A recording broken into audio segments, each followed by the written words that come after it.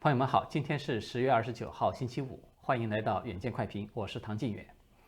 还有1个多星期呢，中共就要开6中全会了。现在的大陆呢是惯例处于一种重大政治会议开始之前的维稳的一个最高峰，所以呢，基本上你是看不到什么有价值的新闻的，或者说呢，即便是有价值的新闻呢，也都变得异常的低调了，它很容易就淹没在眼花缭乱的这些信息海洋之中。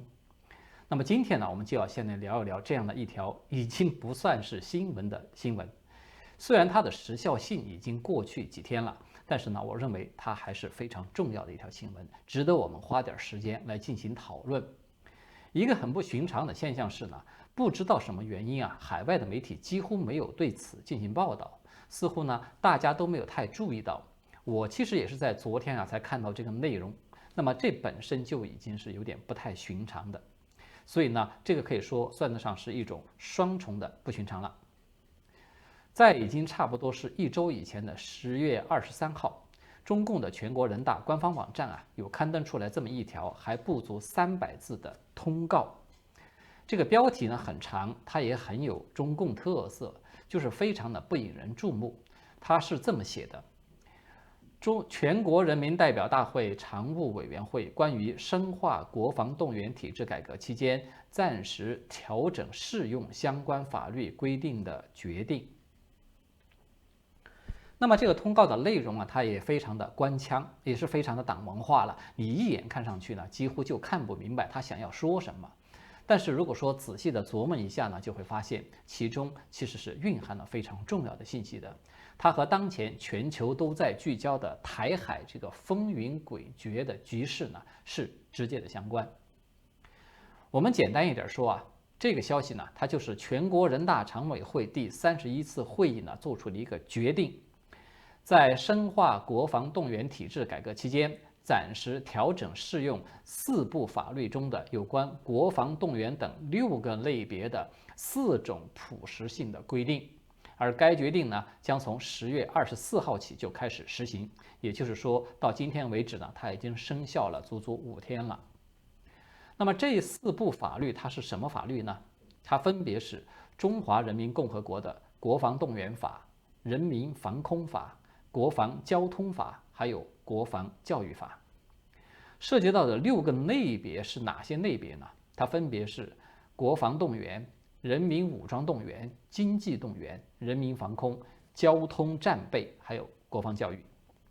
那么这些类别中，它是哪4种规定又被调整了呢？它分别就是领导管理体制、军地职能配置、工作机构的设置，还有国防动员资源的指挥运用。可能有不少的朋友啊，已经有点品出味道来了，对吧？因为上述所有的这些内容呢，它都只围绕着一个关键词，就是备战。而这份通告的意思呢，就是从10月24号开始，所有这些领域的法律规定都要被暂时调整。这个话呢，听上去大家可能还是觉得有点云山雾罩，就是如何调整，这个调整的具体形式它是什么呢？这份通告最后的一句话呢，它是这么说的：具体办法按照党中央的有关规定、国务院和中央军事委员会的有关规定执行。改革措施成熟后呢，及时修改完善有关法律。所以大家也看明白了吧？我们如果再用这个大白话来叙述一遍，这个通告的意思就是啊，被点到名的这些国防动员等若干法律、若干敏感类别的若干的规定，从24号起全部都被暂时调整了、停用了、无效了。相关的事项呢，一概要以党中央的决定、国务院的政令以及中央军委的命令来暂时的取代。至于说这个暂时的暂啊，它要暂多久呢？答案就是国防动员的改革措施成熟以后。那么什么时候才能算得上是成熟呢？当然，这就是党中央习主席一句话了。从这个信息的字面上，我们就可以看出，当局认为这些有关国防动员的相关的法律规定，它在很多方面呢，并不适用当前的国际形势的变化了，而如果说要按部就班的来一条一条进行论证、修改，再通过人大这个橡皮图章的一系列的程序去通过，最后颁布实施，这个是需要一个相当的时间过程的。而当局呢，显然又出于某种原因呢，不想等下去。这个决定我们看到它是23号才出台的，24号立即就执行了。它这个就反映出来，当局啊有相当程度的紧迫性，想要启动国防动员方面很多的工作，而且呢，可能很多啊都是现行的相关法律中不具备或者说不适用的。对自己想做的，它反而还有可能造成一种掣肘。于是呢，干脆当局就霸王硬上弓，把所有这些碍手碍脚的法律规定全都给一刀切了，无效了，一概都是自己暂时说了算了。这个就是我们看到这个决定背后的第一个关键点。那么第二个关键点呢，就是这个决定出台的时间。根据中共官方媒体的报道啊，这个人大常委会第31次会议，它什么时候开的呢？它是10月19号举行的第一次会议，然后是在23号闭幕的。19号这个日期本身呢，它没有什么太特殊的地方，但是呢，这个日期它距离蔡英文对两岸关系进行了一个前所未有定性的双十节的讲话，是刚刚过去了1周多一点。所以啊，在我个人看来，这二者之间，它是显然存在着某种直接的联系的。我们简单的回顾一下今天的双十节，蔡英文啊在发表的演讲中是首度提出了要永远坚持自由民主的宪政体制，坚持中华民国与中华人民共和国互不隶属，坚持主权不容侵犯并吞，坚持中华民国台湾的前途必须遵循全体台湾人民的意志。在这4个坚持之中，尤其是以坚持中华民国与中华人民共和国互不隶属这一点，堪称是石破天惊的举动。因为呢，这个是中华民国的总统啊，首次将两国论的说法是正式的写入到了政府的重大文告之中。它的意义啊，要远比当初李登辉在口头上这么说一说要重要的多。这一次蔡英文的讲话呢，我们曾经是有节目来专门进行过讨论的，在这里呢我就不啰嗦重复了，有兴趣的朋友呢可以去回溯观看一下。不管怎么样吧，我相信啊，这次蔡英文的讲话，它对中共的刺激是巨大的，当局啊很可能就此做出了判断，就是认定用1国2制和平统一台湾已经没有实现的可能了，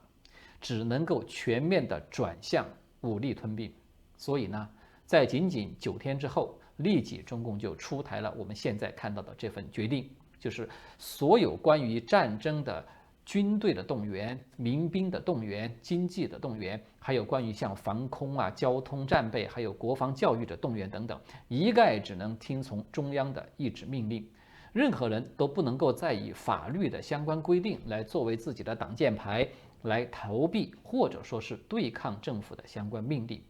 这是为了最大限度地保证战争动员的高效与集中统一。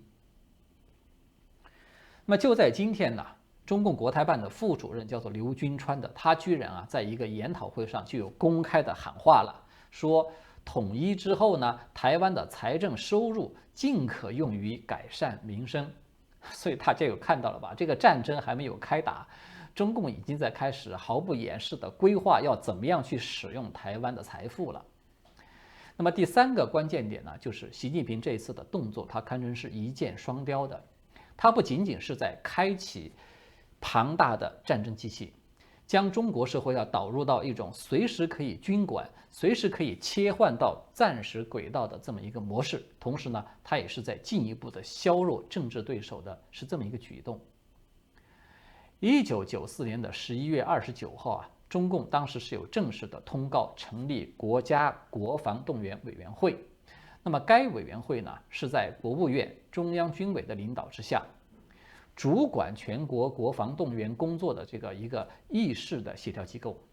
在这里啊，需要提醒大家注意一下，国务院的排名是在中央军委之前的。我们简单的查一下就会看到，在2010年通过的《中华人民共和国的国防动员法》中第12条是这么规定的，它也是这么描述的，就是说国家国防动员委员会在国务院中央军事委员会的领导下，负责组织、指导、协调全国的国防动员工作。那么，国防动员委员会的第一任办公室主任呢，他就是时任国务院总理的李鹏。之后的历届的主任都是固定的由国务院总理来担任的。那么现在的主任，他当然就是现任的总理李克强了。所以呢，如果国防动员法的相关规定他已经都被暂时的停止执行了，那么李克强根据这个法律发布的相关的政令，它其实就是无效的了。他这个国防动员委员会办公室主任呢，基本上也就可以说成为了一个摆设。因为根据我们开头所说的那个全国人大23号的决定，这个调整之后的国防动员工作呢，它是一律的按照党中央的有关决定、国务院和中央军事委员会的有关规定来执行。大家看到了吗？在这里啊，党中央它就明文的排在了第1位，而国务院和中央军委呢，只不过是后边的陪衬了。党中央它当然就不是一个抽象的存在了，它具体的代表呢只有习近平一个人，对吧？所以这个决定它等于也就是变相的剥夺了原本属于李克强在国防动员领域的权利。尽管我们无法知道李克强他对现在就要进入国防动员、要准备打仗究竟是赞同还是反对，但是呢，我们从近期习李二人越来越公开化的一个对立，以及党媒对李克强越来越不加掩饰的这种淡化、弱化，甚至是屏蔽封杀，那么习近平不希望李克强在国防动员这个敏感问题上与自己抬杠，或者说是意见不一致，是基本可以肯定的事情了。我们从上面这3点分析把它综合来看呢，一个比较清晰的信号它就浮现出来，就是习近平呢，他正在统揽全局，在开启一个平战转换的工作。既然要进行平战转换，那么稳定军心、提高军队的生活待遇与社会地位，它就成为必不可少的一环。这样一来，它就涉及到我们下面要讨论的第2条新闻。前天也就是在10月27号，中共中央军委的办公厅就有印发了军人及军队相关人员医疗待遇保障的暂行规定。这条规定呢，它就明确了军人及军队的相关人员在军队医疗机构就医的一个医疗待遇，实现军人的配偶是免费医疗，军官军士的父母和配偶父母的优惠医疗，并且呢，要继续的实行军人的未成年的子女都要免费医疗。那么也就是说呢，如果说你参军了，你自己和你的配偶还有你们未成年的子女呢，都将获得一个免费的医疗，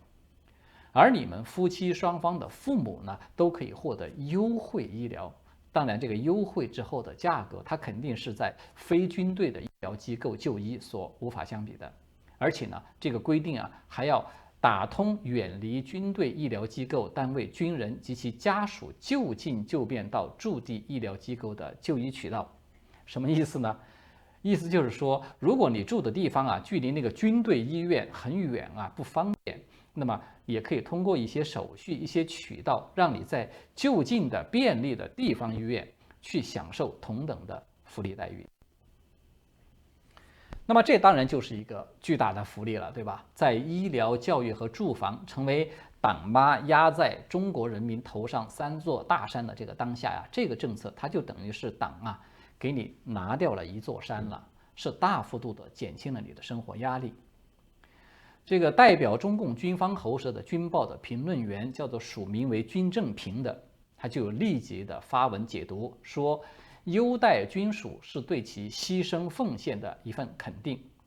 除了营造荣誉声势，更需要实打实的政策兜底，要让军人成为全社会尊崇的职业，对军属的优待便是一份暖心的尊崇。那么中共是真的对军人有那么的优待，那么的关爱吗？要知道这个福利政策它只针对现役的军官和军士，而且还不含义务兵。在军革外，还有就是包括在军改期间的军官转文的这些人。而退役后的军人，无论你是属于退休，还是逐月领取退役金，还是说是属于转业、复员、自主，你都不在这个政策的覆盖范围之内。所以呢，我们要说白了，中共呢，它绝非是真正的尊崇军人，而是为了某种巨大的需要而在笼络收买现役军人。因为呢，只有现役的军人，他才是当局急需使用的工具。退役的老兵啊，他已经没有什么利用价值了，甚至很多人其中都还成为了重点维稳的对象。我们从这个角度去观察当局的这个医疗优待的政策，我们就不难理解这个军政平所说的优待军属是对其牺牲奉献的一份肯定这句话的深意了。这个牺牲奉献啊，它恐怕就不一定是一个泛泛的比喻或者是形容，而很有可能就是在玩真的了。给你解决了后顾之忧，并不是说给你了一份白吃的午餐。你得随时准备要上前线去堵国军或者说是多国联军的枪眼了。当然，中共党魁呢收买军心呢，它从来都是一物二用的，对吧？中共党卫军的优良传统呢，它就是枪口既可以向外，也可以向内。需要对外开战的时候呢，你得成为可以死在登陆台湾岛的沙滩上的前浪；需要对内镇压的时候呢，你必须下得了向这些手无寸铁的父老乡亲去开枪的狠手。这个可以说就是习近平启动备战的第2步棋了。至于说第3步棋呢，其实军政平的在这个评论中他也已经有提到了。就是不仅要对现役的军人给予实打实的政策兜底，也就是物质利益了，他还要营造荣誉声势。这部分工作呢，其实中共他已经提前早就开始做了。比如说在11期间，我们看到他全力的推高，并且获得了巨大的舆论声势与金钱收益的那个大片《长津湖》嘛，它就是属于营造荣誉声势的一个重大工程之一。有不少的年轻人看完这个电影之后都纷纷的在拍视频拍胸口叉腰的，口沫横飞的表态说，如果说党妈需要，自己可以立即的参军入伍，去重温一下冻土豆和炒面的滋味。甚至呢，还有人伪装成台湾人，对着镜头哭哭啼啼的说，就盼着解放军来解放水深火热之中的台湾人民了等等。当然，这些视频呢，它真真假假呢，我们现在难以判别，但是它所引发的舆论效应是不可小看的，它背后的动机呢也并不难猜。从某种程度上讲习近平对着娱乐圈在大动干戈，尤其是对这个娘炮等等这些不良的审美嘛，是深恶痛绝。这个背后他与营造军人荣誉的声势，塑造不怕流血、不怕沙雕、更不怕冰雕的铁血战士的这种文宣的需要是有密切关系的。就在今天呢，新华社的一篇报道是再度的成为了大众的焦点。这个报道就说，上海、江苏、浙江、湖南广播电视台被中宣部、国家广电总局约谈了。这4家电视台他们旗下的卫视频道的节目呢，因为存在着过度娱乐化以及过度的追星等等问题，遭到了严厉的批评，并被要求必须坚决整改。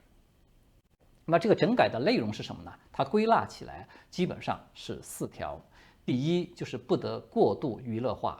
第二，不得过度追星；第三，要坚持政治加办台；第四，要弘扬社会主义核心价值观。大家呢可能都很熟悉，就是这4大卫视呢，他们在过去都有收视率很高的综艺节目。例如这个湖南卫视的《快乐大本营》，浙江卫视的《奔跑吧》，还有就是江苏卫视的《新乡新时代》等等。这些节目它的娱乐性是极强的，一度呢都有创下过很高的收视率了。像这个《快乐大本营》，甚至一度是被视为行业的标杆的。但是呢，现在呢时过境迁，现在这些节目呢对照这份整改令啊，它基本上可以说是4条全都犯。当前的中共呢，它需要的是抗美援朝时期那样的一个社会的氛围。嘻哈娱乐呢，它显然等于是松懈斗争意志的麻醉剂了。而被狂热追星的那些明星呢，他几乎呢不是小鲜肉，就是属于娘炮。爆出的新闻呢，不是劈腿出轨，就是强奸嫖娼等等。这显然与当局急需塑造的像黄继光啊、杨根思这一类血性甚至是血腥的偶像是背道而驰的。这个呢，它就是不是属于节目的市场需求的问题了，而是属于政治问题了。大家看到了这个整改措施中的第3条啊，是这么说的：说要坚持政治加办台。可能有的朋友啊不太好理解，说这是啥意思呢？其实啊，这同样是习近平从毛泽东那里一步一趋抄来的作业。早在1957年，毛泽东就有提出了“政治加办报”的这么一个口号。意思就是要求报纸呢，必须由熟悉马列主义、具有政治思想理论水平、忠于无产阶级革命事业的政治家来主持。这样的人呢，他善于从政治上来看待新闻事件，能够在报纸中忠实地体现党的政治路线。